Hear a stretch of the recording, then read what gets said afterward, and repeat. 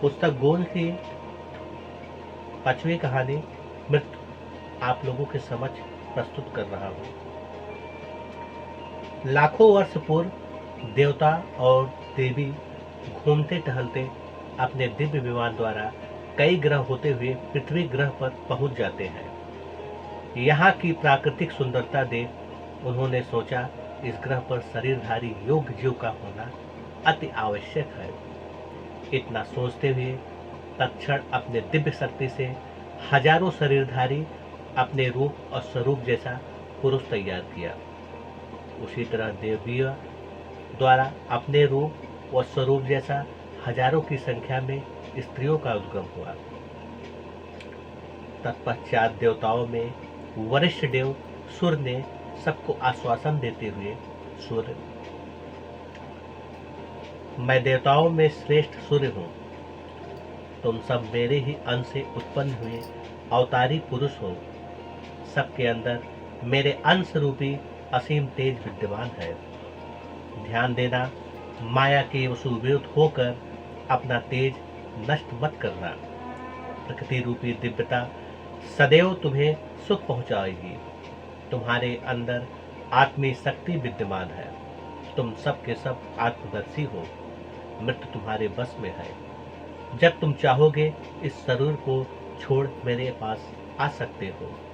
ध्यान रहे, जो पुरुष स्त्री से शारीरिक संबंध बनाएगा उसका तेज नष्ट हो जाएगा, वह मृत्यु के बस में हो जाएगा।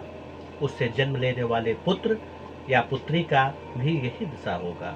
तुम लोग स्वयं अपने तेज से पुत्र उत्पन्न कर सकते हो, पर पुत्री नहीं। उस दौरान देवी दिव्या, मैं देवियों में सर्वश्रेष्ठ देवी दिव्या हूँ। मेरे ही अंश से तुम सब स्त्रियों का जन्म हुआ है। तुम लोग स्वयं अपने तेज से पुत्री उत्पन्न कर सकती हो, पर पुत्र नहीं। इतना ध्यान रहे, जो भी स्त्री पुरुष के संपर्क में जाएगी उसका तेज नष्ट हो जाएगा। तभी श्रेष्ठ देव सूर्य, पुरुष व स्त्री तुम सब संख्या में समान हो, वह शक्ति में भी। पुरुष मेरे द्वारा बनाए गए पृथ्वी के आधे भाग कुरुपुर में शासन करेंगे और यहाँ के राजा तेजस्वी होंगे। तत्पश्चात सूर्य देव दिव्य मुकुट राजन तेजस्वी को प्रदान करते हैं और जयकार होने लगती है। तभी श्रेष्ठ देवी दिव्या, स्त्रियों मेरे द्वारा बनाई गई स्त्रीपुर में शासन करेंगे। पृथ्वी का आधा भाग तुम्हारा और स्त्रीपुर की महारानी पवित्री होंगी। तत्पश्चात महारानी पवित्री को दिव्य मुकुट से देवी दिव्या सुशोभित करती है। यथागत महारानी पवित्री की जय जयकार होने लगती है। सूर्य, पृथ्वी के बीचों बीच सूर्य चक्र से निकली हुई सूर्य रेखा का पालन करना, अपने अपने देश की रक्षा करना। इतना कह सब के सब देवी देवता अपने दिव्य लोक चले गए। तत्पश्चात पुरुष अपने पुरुपुर में, स्त्रियां अपने देश स्त्रीपुर का कार्यभार संभालते हैं। पुरुपुर के राजा तेजस्वी अपने प्रजागण को सलाह देते हुए कहते हैं, पुरुपुर के प्रजागण सूर्य रूपी रेखा के अंदर रहेंगे। समूचे प्रजागण को सूर्य रेखा की निगरानी करना होगा। सब एक दूसरे पर नजर रखेंगे। तत्पश्चात सब के सब प्रजागण सूर्य रेखा की निगरानी करते हैं। सब के सब एक दूसरे पर नजर रखते हैं। आखिरकार एक दिन 9 सैनिक घूमते टहलते हुए जंगली रास्ते से होते हुए एक झील के पास पहुंचते हैं। झील में सुंदर स्त्रियां स्नान कर रही थी। उनके खुले बदन को देख सैनिक भी स्नान करने लगे। उसी दौरान उनके बदन को छू लेते हैं। गुप्तचरों के द्वारा दोनों देशों में इसकी खबर फैल जाती है। सूर्य रेखा के दोनों तरफ अपनी विशाल सेना के साथ राजा तेजस्वी, रानी पवित्री सूर्य रेखा के आमने सामने खड़े हो जाते हैं। उसी दौरान रानी पवित्री, राजन तेजस्वी, आपके सैनिकों ने निंदित कार्य किया है। उन्हें इस दिव्य शरीर के साथ जीने का कोई अधिकार नहीं है। तेजस्वी, रानी पवित्री, उन स्त्रियों के साथ क्या होगा जिनके साथ निंदित कार्य हुआ? पवित्री, वह स्वतः ही शरीर से मुक्त होना चाहती है और पुनः दिव्य शरीर के साथ अवतरित होंगी। तेजस्वी, तो फिर आप ही बताइए उन्हें किस तरह से इस शरीर से मुक्ति मिलेगा? पवित्री, सूर्यदेव का आहन करने पर इस सूर्य चक्र से भयंकर अग्नि का आविर्भाव होगा, इसी में उन्हें प्रवेश करना होगा। तेजस्वी, ठीक है रानी, हम इसके लिए तैयार हैं। तत्पश्चात रानी पवित्री अग्निदेव का आवाहन करती है और सूर्य चक्र से भयंकर अग्नि का आविर्भाव होता है। तत्पश्चात दोषी सैनिक और स्त्रियां उस अग्नि में प्रवेश कर दोषी शरीर से मुक्त होकर नई दिव्य शरीर के साथ बाहर निकलते हैं। पवित्रति, सूर्यदेव की प्रेरणा से पुनः तुम लोगों को दिव्य शरीर नसीब हुआ है। इसकी पवित्रता को हमेशा कायम रखना, पुनः किसी पुरुष की तरफ आकर्षित मत होना। अगर अब ऐसा हुआ तो पुनः दिव्य शरीर के साथ नहीं अवतरित हो सकते। तेजस्वी, पवित्रति, जैसा कि पृथ्वी का आधा भाग हमारा और आधा तुम लोगों का, यही नियम प्राकृतिक सुंदरता पर भी लागू होगा। झील और देव मंदिर पर आधा अधिकार हमारा और आधा तुम सबका, इसलिए इस भाग को सुनिश्चित कर लिया जाए। पवित्रति, राजन, यदि हम सबका गुण और शक्तियों का हास होगा तो यह निश्चित है मैं स्वतः ही निम्न हो जाऊंगी। यदि वृद्धि होगी तो हो सकता है आने वाले समय में समस्त पृथ्वी पर स्त्रियों की ही सत्ता विद्यमान हो, इसलिए अभी से आधा भाग कहना उचित नहीं होगा। मुझे अपनी पवित्रता पर पूरा विश्वास है। समस्त पृथ्वी पर एक दिन मेरा ही अधिकार होगा। इतना कह रानी पवित्री अपनी विशाल सेना के साथ वहां से चली जाती है। अंततः अपने पूरी पहुंचती है। इधर राजन तेजस्वी रानी के बातों से तिलमिला उठते हैं। अपने मंत्री अवज्ञा को आवाज देते हैं। अवज्ञा, जी राजन। तेजस्वी, मंत्री अवज्ञा, सूर्य रेखा के बीचों बीच जो दिव्य चक्र है उस पर पुरुपुर का अधिकार है। इससे पहले सूर्य चक्र पर स्त्रियों का अधिकार हो, हमारी शक्ति नगण्य हो जाए, हमें तत्क्षण सूर्य चक्र पर अपना अधिकार कर लेना चाहिए। अब पुरुपुर का प्रतीक सूर्य चक्र होगा। अवज्ञा, राजन, अपनी शक्ति की बढ़ोतरी के लिए ये अति आवश्यक है, सूर्य चक्र पर अधिकार करना ही होगा। तेजस्वी, सेनापति कंटक, सेना तैयार करो, तत्क्षण हमें चलना है। कंटक, जी राजन। अंततः अपने सैनिक के साथ राजन तेजस्वी सूर्य चक्र के पास पहुंचते हैं। इतनी बड़ी सेना देख रानी पवित्री अपनी सेना के साथ सूर्य चक्र के पास पहुंचती है। पास आते ही रानी पवित्री, राजन, सेना के साथ सूर्य चक्र के समीप आने का क्या प्रयोजन है? तेजस्वी, मैं तुम्हें बताना ठीक नहीं समझता। इतना कह राजन दिव्य चक्र के पास पहुंच जो ही हाथ लगाते हैं, ये देख रानी पवित्री, रुक जाओ राजन, किस उद्देश्य की पूर्ति के लिए दिव्य चक्र को छू रहे हो? तेजस्वी, ये सूर्य चक्र पुरुपुर का प्रतीक है, इसे ले जाना अति आवश्यक है। पवित्रति, ये चक्र इष्ट देव का प्रतीक है, ये जहां है वहीं रहने दो। तेजस्वी, लेकिन अब यह हमारा है। इतना कह राजन जो ही आगे बढ़ते हैं, रानी पवित्री बाणे से उनका रास्ता रोक देती है। ये देख राजन तेजस्वी, काले बादलों की तरह स्त्रियों पर काले संकट छा गया है, अब तुझे निगलने के लिए आ रहे हैं। पवित्री, मैं देख रही हूँ, काले बादल से संकट की वर्षा तुम सब पर गिरने वाली है। तत्पश्चात भयंकर युद्ध छिड़ जाता है। आखिरकार अपनी सेना की दुर्दशा देख राजन तेजस्वी को पीछे हटना पड़ता है। हताश राजन अपने राज्य की ओर लौट आते हैं और अपने आप को कोसने लगते हैं। तभी मंत्री अवज्ञा राजन को मायूस देख सांत्वना देने के लिए उनके पास आते हैं। अवज्ञा, राजन, इस तरह मायूस होकर अपने आप को दूर मत भागिए, हम जल्द ही रानी पवित्री की धृष्टता का जवाब देंगे। तेजस्वी, आखिर किस तरह इस पृथ्वी से इनकी सत्ता का उखाड़ फेंकेंगे? उसी दौरान सेनापति कंटक पहुंचते ही, कंटक, राजन, अभी अभी मालूम हुआ है सभी स्त्रियां नीर घाटी पर सूर्यदेव की पूजा करने के लिए एकत्रित होती है। उस दिन हम सब देवघाटी पर सूर्यदेव की उपासना करेंगे। हम सैनिकों से प्रचार कराएंगे कि स्त्रियां यहाँ आकर पुरुषों की तरफ आकर्षित करके उनके तेज को नष्ट करना चाहती है। ऐसा सुनते ही स्त्रियां क्रोध में अंधी होकर युद्ध करने के लिए तैयार हो जाएंगी। उस दौरान हम सब पहले से ही अस्त्र शस्त्र से सुरक्षित रहेंगे और उन पर धावा बोल उनकी शक्ति का नष्ट कर देंगे। तेजस्वी सेनापति, तुम ठीक ही कहते हो। तुरंत सैनिकों के साथ देवघाटी पर चलने की तैयारी करो। आखिरकार पुरुषों की टोली देवघाटी पहुंचती है। तदंतर सूर्यदेव का सभी उपासना करते हैं। तब तक नीर घाटी पर स्त्रियां पहुंच सूर्यदेव की उपासना करती है। उस दौरान कुछ सैनिक चिल्लाने लगते हैं कि स्त्रियां पुरुषों की तरफ आकर्षित हो उनका तेज नष्ट करना चाहती है। इन्हें पृथ्वी पर रहने का कोई अधिकार नहीं है। ऐसा सुनते ही रानी पवित्रती सूर्यदेव की तरफ देख आवाज देती है, पवित्रती, हे सूर्यदेव, अगर सचमुच इनकी बात सत्य है तो इनकी तरफ आकर्षित होने वाली स्त्रियां अपनी पवित्रता से वंचित हो जाए, अब पुनः दिव्य शरीर प्राप्त न हो, नहीं तो गलत अफवाह फैलाने वाले पुरुषों अपने आप तेज से जलकर नष्ट हो जाए। तत्पश्चात गलत अफवाह फैलाने वाले पुरुष सूर्यदेव के तेज से जलकर नष्ट हो जाते हैं। ऐसी स्थिति देखकर पुरुष की टोली डर से भयभीत हो जाती है। हताश राजन अपने सैनिकों के साथ वहां से चले जाते हैं। तदंतर अपने पुरी पे प्रवेश करते हैं।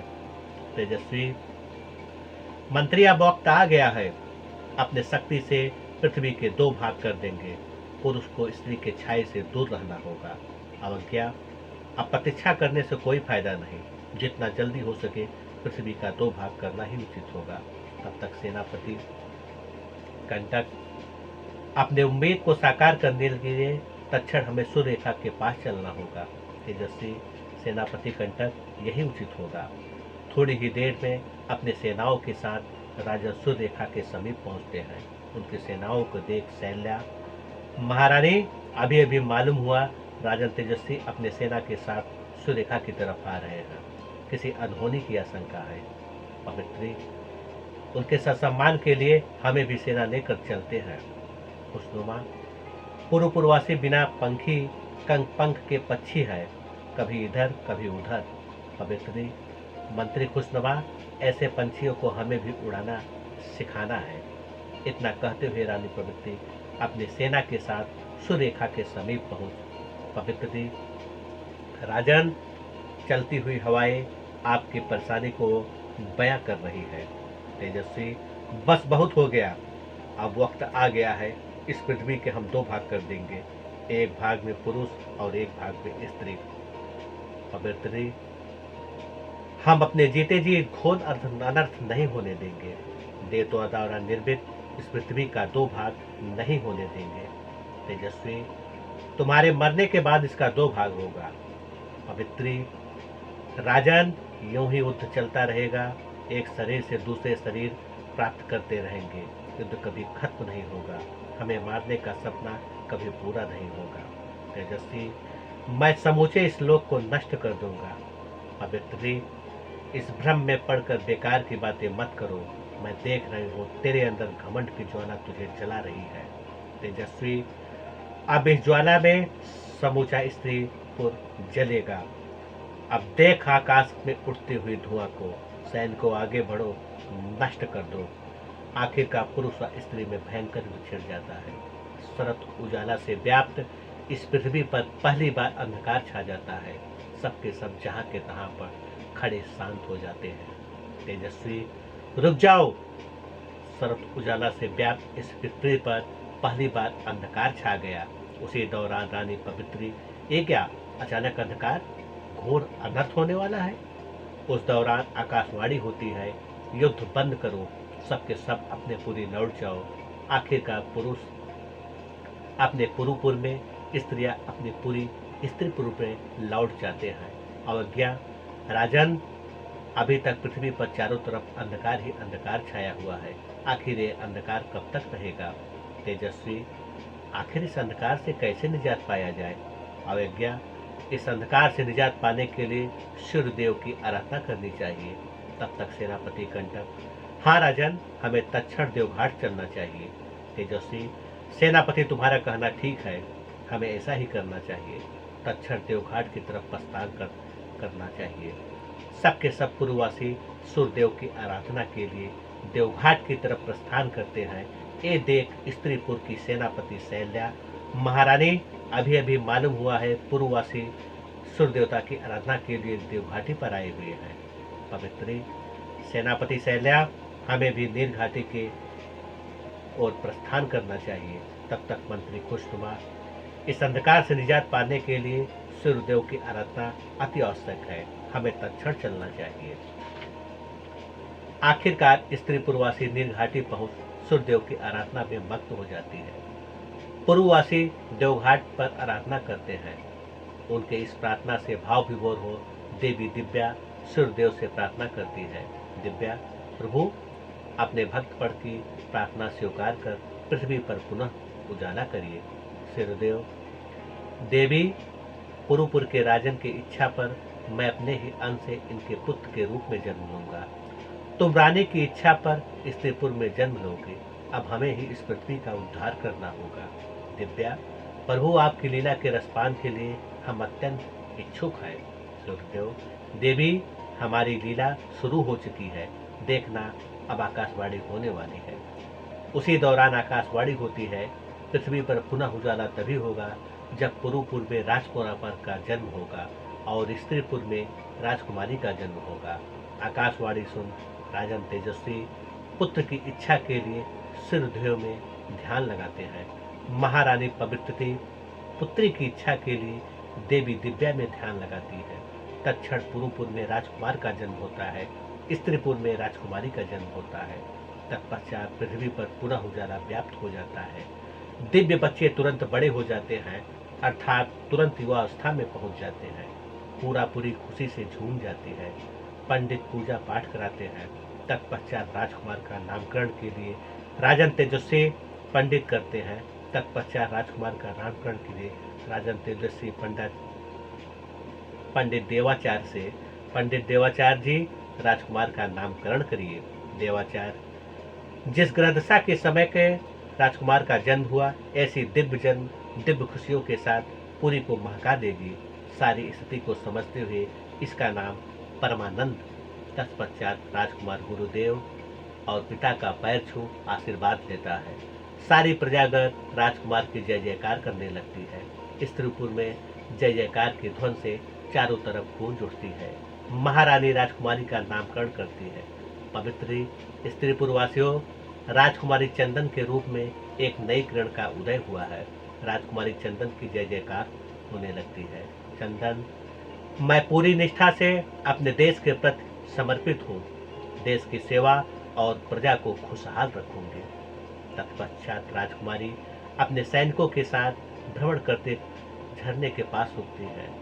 वही सबके सब स्त्रीगण स्नान करने लगती है। उसी दौरान शिकार करके लौटते हुए राजकुमार परमानंद प्यास से बाकुल हो झरने की तरफ देखते हैं। उसी दौरान अपने मंत्री अवज्ञा से, परमानंद मंत्रीवर, वो झील की तरफ देखो, मानो मुझे बुला रही हो। अवज्ञा, वो झील हमारी सीमा से बाहर है, वहां जाना ठीक नहीं है। परमानंद, मुझे प्यास लगी है, मैं अभी आया। अवज्ञा, राजकुमार, वो झील के पास स्त्रियां स्नान कर रही है, वहां जाना ठीक नहीं है। परमानंद, मैं देख रहा हूँ। इतना कह राजकुमार पानी पीने के लिए झील के पास पहुंचते हैं। तत्पश्चात अपने प्यास बुझाते हैं। तभी राजकुमार को देख स्त्रियां आवाक रह जाती है। तभी राजकुमारी चंदन, राजकुमार, तुम्हारी आंखें देखना भूल चुकी है, तो पुनः देख, इस वक्त हम स्नान कर रहे हैं। परमानंद, राजकुमारी, एक तो ये लहरें, मुस्कुराती हुई हवाएं तुम्हारे बदन को देख रही है, इसका क्या किया जाए। चंदन, राजकुमारी, चंदन को क्रोध आया तो यही बदन आग का शोला बन कहीं तुझ पर बरस न जाए। परमानंद, राजकुमारी, परमानंद को क्रोध आया तो प्रेम की बरसात हो जाएगी, तब क्या होगा, फिर कभी अकेले में बताएंगे।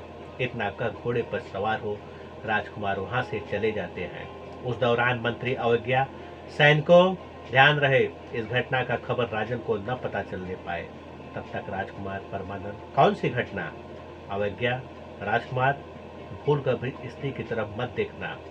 इस पृथ्वी का आधा भाग हम सब का और आधा भाग स्त्रियों का है, इसलिए स्त्रीपुर में कदम नहीं रख सकते। परमानंद, जाने अनजाने में कदम रख दिया तो क्या होगा? अवज्ञा, अगर ऐसा हुआ तो अनर्थ हो जाएगा। प्रभु सूर्यदेव ने हम सबको आश्वासन दिया है, तब से आज तक उस नियम का पालन हो रहा है, इसलिए हमेशा इस बात का ध्यान रखना, स्त्री की तरफ देखना, अपना तेज नष्ट मत करना। परमानंद, प्रभु ने आंखें दी है सुंदरता को देखने के लिए और देखकर आनंदित होने के लिए, तो क्या आपको ऐसा नहीं लगता? अवज्ञा, इस विषय पर मत सोचना पड़ेगा। बात करते करते आखिरकार सबके सब महल पहुंच जाते हैं। सबको एक साथ देखते ही राजन तेजस्वी राजकुमार परमानंद भ्रमण करते करते अपने देश को मुस्कुराते हुए देखा। परमानंद, हाँ पिताजी, मानो ऐसा लगा उस हंसी से सुंदरता का उत्पत्ति हुई हुआ है। तेजस्वी, तुमसे यही उम्मीद थी। उसी दौरान मंत्री की तरफ देखते हुए राजन तेजस्वी, मंत्री अवज्ञा, तुम्हारे चेहरे की शांति मुझसे कुछ कहना चाहती है। अवज्ञा, शायद यही कि इस शांति में ही आनंद है।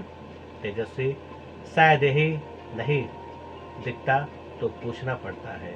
उसी दौरान राजकुमार परमानंद, अच्छा पिताजी, मैं चलता हूँ, मेरे शयन कक्ष इंतजार कर रहा है। तेजस्वी, जाओ बेटा। राजकुमार अपने शयन कक्ष में पहुंच विश्राम करता है। तभी राजकुमारी चंदन की याद में गहरे सपनों की दुनिया में चला जाता है। थोड़ी देर में नींद खुलती है। परमानंद, राजकुमारी, ये हवाएं भी कह रही है जैसे तुम मुझे बुला रही हो, मैं आ रहा हूँ। इतना सोचते हुए अपने घोड़े पर सवार हो जंगल की तरफ निकल पड़ते हैं। स्त्री सैनिकों से नजर बचाते हुए सूर्यरेखा पार कर स्त्रीपुर में प्रवेश करते हैं। उस दौरान हिरन की झुंड देख राजकुमार जो ही निशाना लगा तीर छोड़ते हैं।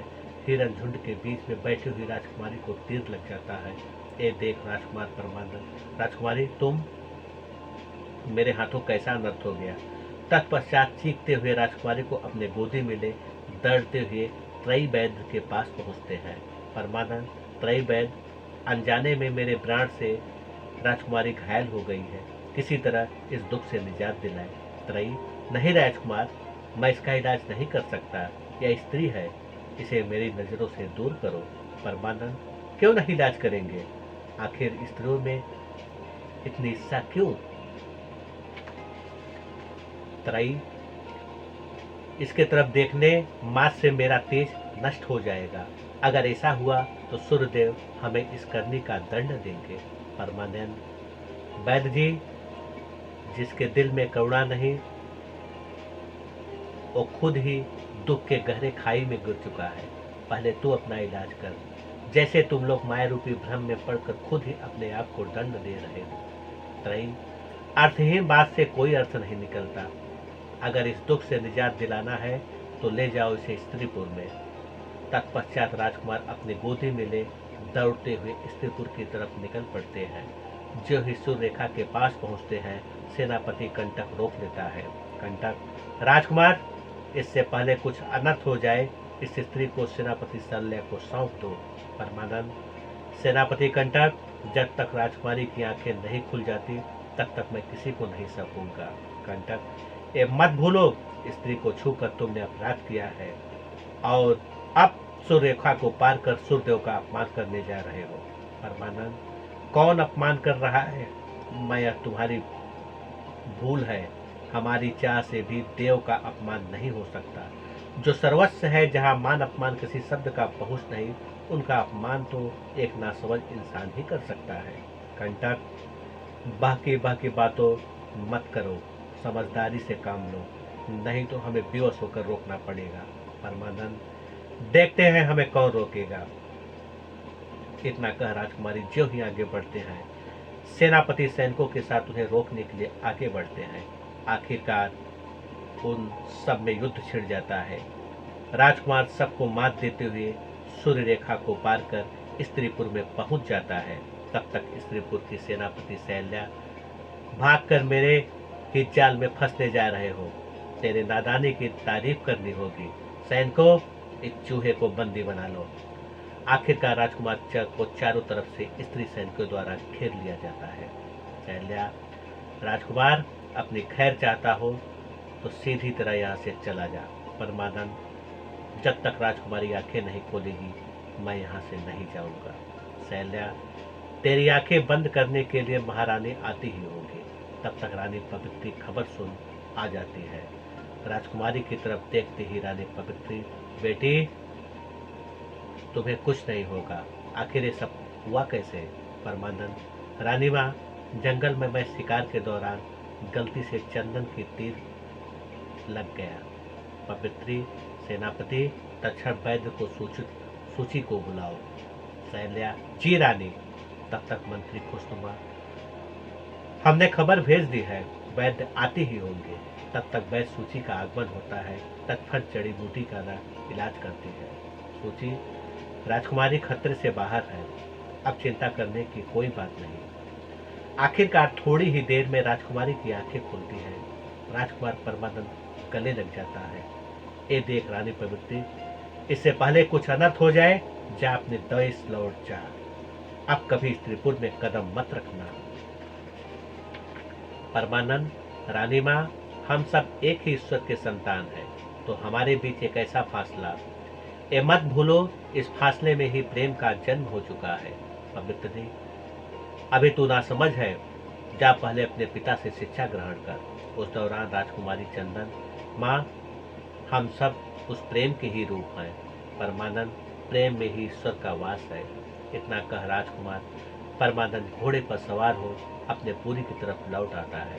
दरबार में पहुंचते ही उसे देख राजा तेजस्वी, परमानंद, तुमने स्त्री को छूकर पुरुष जात और देव का अपमान किया है, क्या जरूरत थी स्त्रीपुर जाने की? परमानंद, राजकुमारी चंदन मेरे तीर से घायल हो गई थी। जब त्रयी वैद्य ने इलाज करने से मना कर दिया तो बेहोश होकर हमें स्त्रीपुर जाना पड़ा। तेजस्वी, वही सुंदरवन में छोड़ दिया होता, जो होता देखा जाता। परमानंद, पिताजी, जिस दिल में प्रेम, दया और करुणा नहीं, ऐसे दिल में ईश्वर का छाया नहीं। क्या ऐसा दिल ईश्वर का अपमान नहीं कर रहा है? ऐसा पाप रूपी दिल लेकर जीना दुखदायी होता है। अब भी वक्त है, प्रेम के बंधन में बंद ईश्वर का सम्मान करना सीखो। जिस दिन स्त्री और पुरुष द्वेष समाप्त कर प्रेम के बंधन में बन जाएंगे, उस दिन ईश्वर हम सब पर खुश होंगे। क्रोध के आवेग में राजकुमार की तरफ देखते हुए तेजस्वी, तेरे दिल में प्रेम है तो सिर्फ ईश्वर से कर, जहाँ असीम आनंद है तो बाकी बातों का कोई अर्थ नहीं निकलता।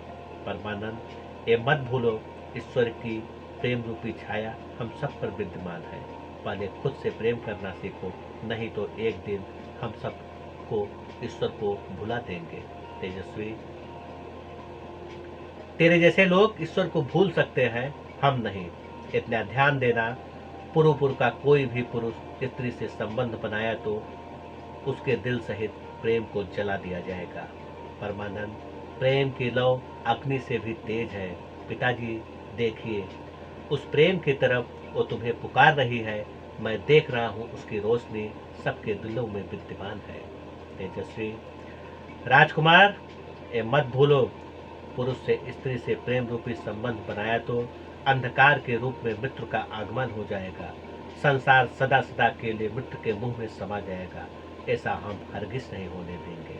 परमानंद, क्रोध ईर्ष्या के मद में वशीभूत होकर उस उत्सरी प्रेम को नष्ट करने में तुले हो, इसलिए मृत्यु का होना अनिवार्य है। उस प्रेम से मृत्यु का जन्म हो चुका है, अब वो हमारा सच्चा साथी है। तेजस्वी, पूर्व में एक मूर्ख का आगमन हो चुका है। सेनापति, ध्यान रहे, यह मूर्ख भूल कर भी रेखा को पार न करने पाए। और सुंदर वन ही एक ऐसा स्थान है जहाँ स्त्री और पुरुष आनंद के लिए जाते हैं। वहाँ की चौकसी अत्यधिक बढ़ा दो।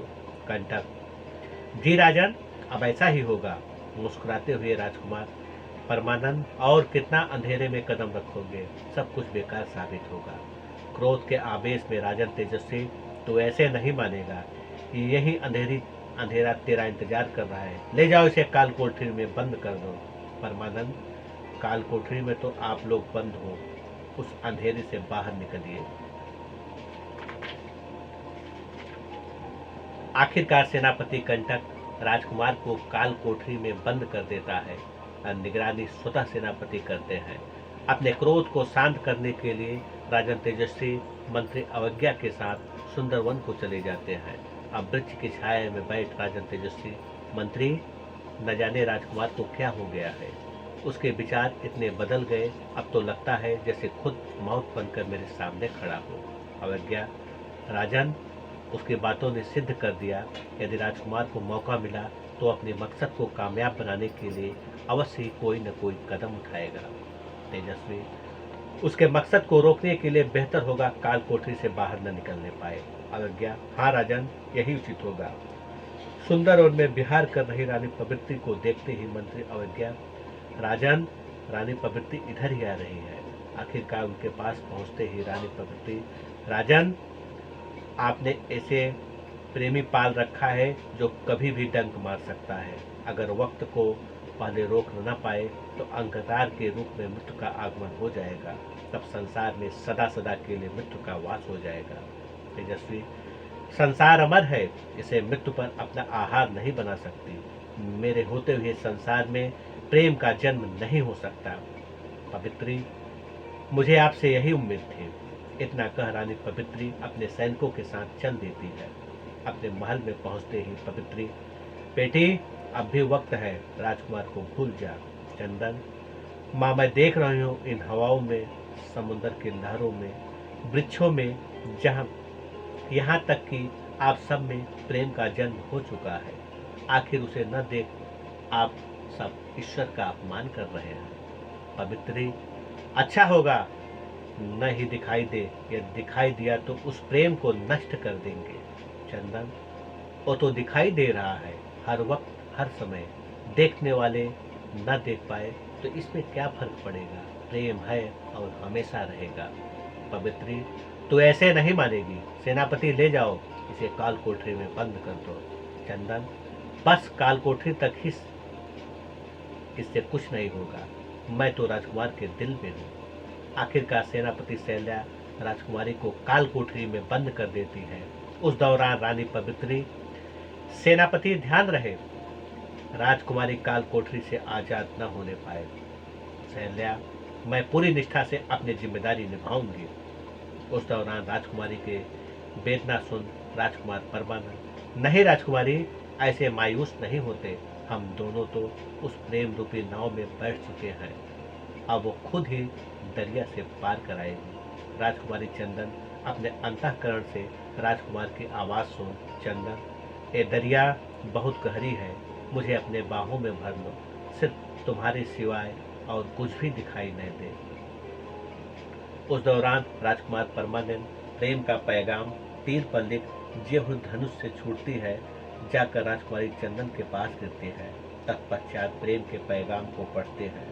चंदन, हमारे बीच में सूरज रूपी प्रेम चमक रहा है, देखिए उस प्रेम रूपी किरणों की तरफ जिसकी छटा पूरे संसार में फैल रही है। पैगाम को पढ़ने के बाद उसी तीर के दूसरे तरफ लिख जो ही धनुष से तीर छूटती है, जाकर राजकुमार के पास गिरता है। तीर के दूसरे तरफ पैगाम को पढ़ते हैं, मैं देख रही हूँ प्रेम की दिव्यता जो आकाश को चूम रही है। आखिरकार राजकुमार प्रेम के पैगाम को पढ़ प्रफुल्लित हो झूमने लगता है। उसी दौरान राजन तेजस्वी पंडित देवाचार्य के साथ काल कोठरी के पास आते हैं। तेजस्वी, सेनापति, काल कोठरी का दरवाजा खोलिए। कंटक, जी महाराज। आखिरकार दरवाजा खुलता है। सबकी निगाहें राजकुमार पर पड़ती है। उसे खुशी से झूमते देख राजन तेजस्वी, यहाँ पर भी इसकी खुशी बढ़ती जा रही है। देवाचार्य, राजन, ऐसे अद्वितीय प्रेमी को देख मैं धन्य हो गया। उस दौरान राजकुमार की निगाह उन सब पर पड़ते ही, परमानंद, आप सबको मेरा प्रणाम। भवन में आने का कोई खास प्रयोजन? तेजस्वी, आखिरी बार मैं तुम्हारे पास आया हूँ, अब भी वक्त है, राजकुमारी को भूल जा, वरना जीवन भर यहीं पड़े रहे हो। परमानंद, पिताजी, इन दीवारों से मुझे प्रेम हो गया है, अकेले में यही मुझे शांति प्रदान करती है। ये तो मेरा सौभाग्य है जो इनका साथ मिला। राजकुमार की बातें सुन पंडित देवाचार्य, वाह राजकुमार, तुम्हारे रूप में साक्षात ईश्वरीय प्रेम का दर्शन हो गया। तेजस्वी, आप भी प्रेम के वशीभूत हो, अपने पद से भ्रमित हो रहे हैं। देवाचार राजन, प्रेम में ही अमृत व्याप्त है। जो इस अमृत का रसपान करेगा वही अमृत को प्राप्त होगा। तेजस्वी, प्रेम के कारण ही तुम्हारा गुण भी लुप्त हो चुका है। देवाचार, प्रेम से ही मुझे दिव्य दृष्टि मिला है। मैं देख रहा हूँ प्रेम के अनोखे रूप को जो आकाश को चूम रही है। इतना कह पंडित देवाचार चल देते हैं। उसी दौरान राजन तेजस्वी, सेनापति चौक से इतना बढ़ा दो ये हवाएं भी बिना इजाजत के अंदर ना आने पाए। कंटक, जी महाराज। इतना कह राजन अपने दरबार की तरफ चल देते हैं। उसी दौरान काल कोठरी में राजकुमारी चंदन की तरफ से पैगाम आता है। राजकुमारी तीर पर लिखे पैगाम को पढ़ता है। राजकुमार, मैं हिंद नदी में स्नान करने के लिए जा रही हूँ। मेरी आखिरी इच्छा की पूर्ति के लिए माँ राजी हो गई है। वक्त पर नदी में स्नान करने के दौरान मुझे तुम्हारे प्रेम का दर्शन हो। अगर ऐसा ना हुआ तो मैं मृत्यु के रूप में वहीं स्थापित हो जाऊंगा। इस खबर को पढ़ते ही राजकुमार व्याकुल हो जाता है। उस दौरान प्रभु सूर्यदेव में ध्यान लगाकर परमानंद, हे सूर्यदेव, अगर चंदन से मिलाप न हुआ तो मैं भी मूर्ति के रूप में यही स्थापित हो जाऊंगा। अब सारी आशाएं आपके चरणों पर टिकी है। उसी दौरान काल कोठरी में चमकता हुआ दिव्य तीर गिरता है। राजकुमार तक्षण तीर को छोड़ते हैं। आखिरकार सभी फाटक टूट कर गिर जाता है। तत्पश्चात राजकुमार घोड़े पर सवार हो हिम नदी की तरफ भागता है। उस दौरान महल में हाहाकार मच जाता है। तत्क्षण सेनापति कंटक राजन के पास पहुंचते हैं। कंटक, महाराज, राजकुमार काल कोठरी से भाग गया। तेजस्वी, इससे पहले कोई अनर्थ हो जाए, रोको उसे। राजकुमारी चंदन से मिलाप न होने पाए। आखिरकार राजन अपने सैनिकों के साथ राजकुमार परमानंद का पीछा कर लेते हैं। सबको मात देते हुए राजकुमार हिम नदी के पास पहुंचते हैं। उसी दौरान सेनापति शैल्या राजकुमारी को हिम नदी से बाहर निकालो। राजकुमार उसी तरफ जा रहा है। तब तक राजकुमार हिम नदी में कूद पड़ता है। चंदन पानी में डुबकी लगा धीरे धीरे आंखें खोलती है। सामने राजकुमार को देख आनंदित हो जाती है। दोनों एक दूसरे में इस कदर खो जाते हैं, अपने प्रेम के अलावा कुछ भी दिखाई नहीं देता, न ही कुछ सुनाई पड़ता है। धीरे धीरे एक दूसरे को देखते आगे बढ़ते हैं। ऐसी स्थिति को देख राजन तेजस्वी, परमानंद रुक जाए, आगे मत बढ़ना। उसी दौरान रानी पवित्री, चंदन मेरी तरफ देखो, वापस लौटो। वे दोनों एक दूसरे के करीब बढ़ते गए, जैसे उन्हें कुछ सुनाई ही न पड़ा। ऐसी स्थिति को देख राजन तेजस्वी, इससे पहले अंधकार के रूप में मृत्यु का आगमन हो, इनके ऊपर बाणों की वर्षा कर नष्ट कर दो, इनका मिलाप न होने पाए। उस दौरान रानी पवित्री, अपनी मौत को रोको, तुम्हारे पास न आने पाए, इनका मिलन न होने दो। आखिरकार दोनों तरफ से भयंकर बाणों की वर्षा होने लगती है। राजकुमार परमानंद, राजकुमारी चंदन का शरीर बाणों से छलनी हो जाता है, लेकिन वो दोनों प्रेम में इतने मग्न थे, उन्हें पता ही नहीं चला उनके शरीर बाणों से छलनी हो चुका है। वे आगे बढ़ते ही गए, एक दूसरे के करीब पहुंच ज्यों ही गले लगते हैं और चूमने लगते हैं। उस दौरान उनके शरीर से दिव्य तेज निकलता है। वही हिम नदी हिमालय का रूप ले लेता है। वही प्रेम का अनोखा विशाल जो आज भी आकाश को सदियों से चूम रही है। आखिरकार सदा प्रकाशित संसार में अंधकार के रूप में मृत्यु का आगमन हो जाता है। तत्पश्चात सूर्यदेव द्वारा आकाशवाणी होती है, सूर्यदेव, मैं ही अपने अंश द्वारा संसारिक क्रीड़ा कर अंधकार के रूप में मृत्यु को इस संसार में ले आया हूँ, लेकिन अब भी मैं आत्मा के रूप में तुम सब में विद्यमान हूँ। लेकिन पंच तत्व रूपी शरीर मृत्यु के अधीन हो चुका है, लेकिन तुम्हारा वास्तविक स्वरूप आत्मा अमर है, माया रूपी बंधनों से मुक्त है। इसलिए मृत्यु के बारे में न सोच, अपने वास्तविक स्वरूप आत्मा में स्थित हो, मुझे एक परमात्मा में लीन हो जा। अतः सबके सब ईर्ष्या को त्याग, एक दूसरे के प्रेम के बंधन में बंधकर जीवन की नई शुरुआत करिए। तत्पश्चात आकाशवाणी सुन स्त्री व पुरुष सूर्यरेखा को समाप्त कर एक दूसरे के प्रेम के बंधन में बंध जीवन की नई शुरुआत करते हैं। राजन तेजस्वी रानी पवित्री से, सेनापति कंटक, स्त्री सेनापति शैल्या से, मंत्री अवज्ञा, मंत्री खुशनुमा से, पुरुष सैनिक गण, स्त्री सैनिक गण से, सबके सब प्रेम रूपी बंधन में बंध जीवन की नई शुरुआत करते हैं। मैं सुनील तिवारी। ये कहानी आपको अच्छा लगे तो कृपया इसे लाइक और सब्सक्राइब करें।